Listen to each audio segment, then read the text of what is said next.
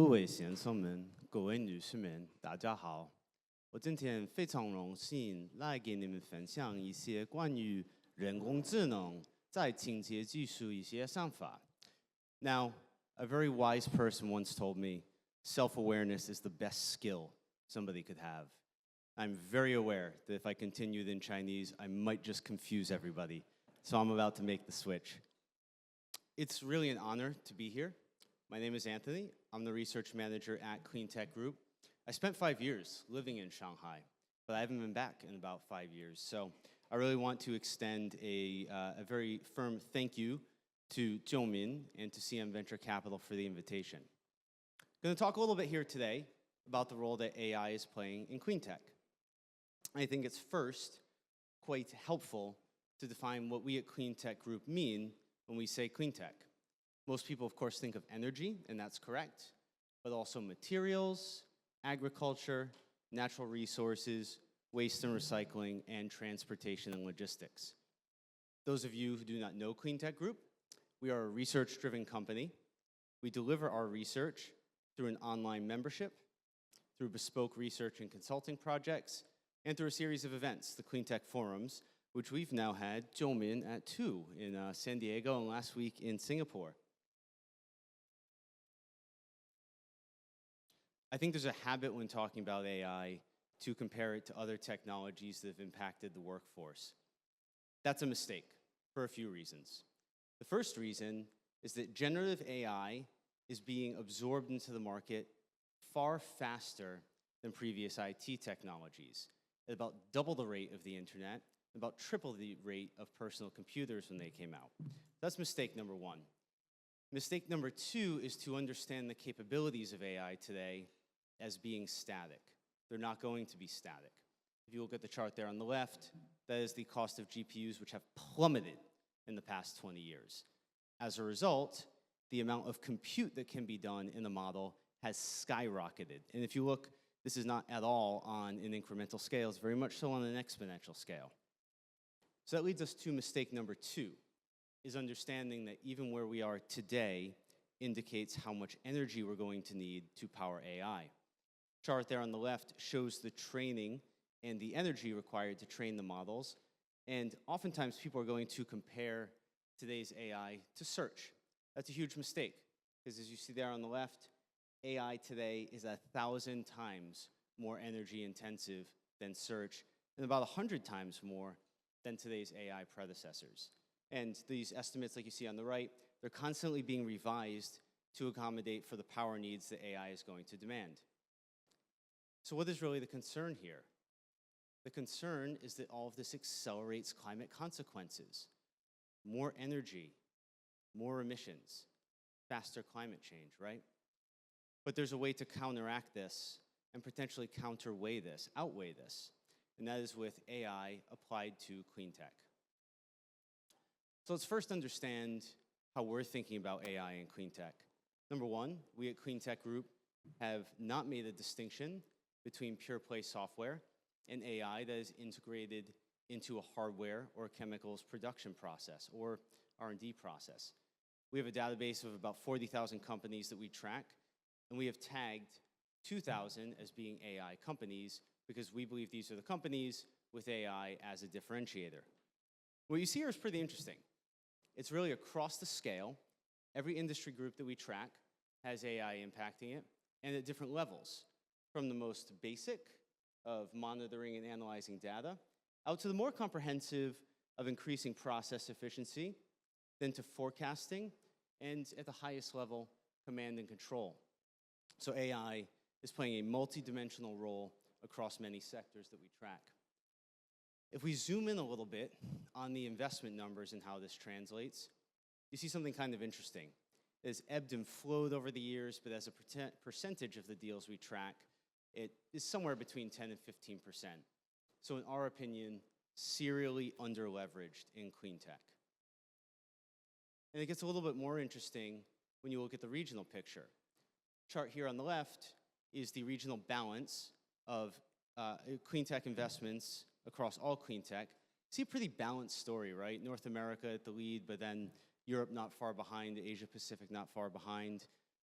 Then when you go over to the right, which is AI for clean tech, it's a very North America story today. So this leaves us with a question. Is Asia Pacific really that far behind in AI for clean tech, or have these companies just not hit market yet? My vote is on category number 2. I think, as Min just said in the last presentation, industrial efficiency is going to explode in Asia Pacific. If you're looking at productivity measured as dollar per hour worked, you see enormous gains in places like here, China, Vietnam, India. What you're going to see that's more interesting is there is enormous upward potential. And we're already seeing it a little bit. So a few examples there. Every year, we at Cleantech Group release a report called the APAC 25, the 25 most promising clean tech companies in Asia Pacific. We saw 2 on the list this year. They were very squarely AI for clean tech. Cosmos Innovation down in Singapore. They're using AI to formulate the optimal mix in perovskite silicon tandem PV cells. Equilibrium in India, which is plugging this AI into all stripes of industrial processes. So it's already picking up. So where are the starting points to turn the clock backwards on climate change with AI? In 3 broad senses, we see a few opportunities. One is accelerating deep tech. The next is cleaning up manufacturing. And the third is accelerating adaptation and resilience. Nobody likes to talk about it, but climate change is here, so we do need to start adapting. We've done an exercise over the past few years where we track deep tech companies within clean tech, and we've chosen about 10 to 12 proxy categories, which are not exhaustive, but indicative of where there's deep tech innovation, and we're saying deep tech is being the reinvention of a hardware component or a chemicals production process. And you see something pretty interesting. If you go back to the beginning of the decade and then compare the investment dollars in subsequent years, really every year it's double or triple what it was in 2020. And although 2025 has been off to a rough start, really that first quarter of 2025 is equivalent to what would have been an entire half year 5 years ago. So this is a trend that's continuing to play an important role. Now, where's AI impacting deep tech innovation for clean tech? In a good percentage of the deals, as you see there on the secondary axis. But here's your challenge. This green bar is fusion, and the blue bar is crop science. So it's fantastic that there's a lot of AI implemented here. But as you're going to see there, versus all the other categories, nowhere near the potential. So I think that this trend is just beginning. To give an example of where there's already AI impacting deep tech, here's a company out of the US called Avalanche Energy. This is a fusion company. Now, many companies are using AI in fusion to model the plasma, but Avalanche Energy is going a step further, and they're using it to model the reactor design. So that means that they're able to set up and configure their reactors much faster and accelerate through that experimentation process a lot faster. So consider being able to set up lab experiments for fusion in just hours instead of weeks or months. It's incredibly powerful. Another point I want to make is that where companies in deep tech are implementing AI, they're gaining investor confidence faster than others. Chart there on the left is a breakdown of investment rounds in deep tech for clean tech, segmented by technology readiness level, TRL. And what you see there versus where companies are using AI in deep tech, on the chart on the right, companies are raising rounds at a lower TRL level. So TRL 4 to 6 is 60–70% most years of the rounds for deep tech companies that are implementing AI. This signals a few things. These companies are likely more cost efficient, they are more tech savvy in the industrial processes, and they're convincing investors earlier. So this I would take as a signal to deep tech innovators that have not begun adopting AI in the process, that your investors are going to start noticing if this base is not covered. The second area where we think AI can impact clean tech is cleaning up manufacturing. Similar to the chart we saw in the last few slides, this number in 2020 was quite small. And over the past few years, technology for either improving today's manufacturing process or manufacturing the next generation of new energy equipment has been a major investment theme in clean tech. And if we take the Q1 numbers of this year, already have outpaced what it would have been beginning of the decade. So this is a really important trend, and these are a higher percentage. So you're probably thinking to yourself, we must see AI in industry and manufacturing, clean tech, everywhere. Not really. It's actually almost all concentrated in materials discovery right now. So CM Venture Capital has a great company in their portfolio, Citrine Informatics. That's a great example. But the bottom line is, outside of this space, folks are not quite aware of where they can be leveraging AI. But I want to go beyond the example of materials discovery, because there are many other industries that can benefit. Here's an example, Ferro Labs. This is AI for steel production. And this is an AI that interacts directly with the physical processes. It's not just running in the background for a data scientist. And in order to interact with the physical processes in a way that's going to get people on the manufacturing floor confident, they have developed a white box AI. And what they mean by white box is this can be opened up by somebody on the manufacturing floor.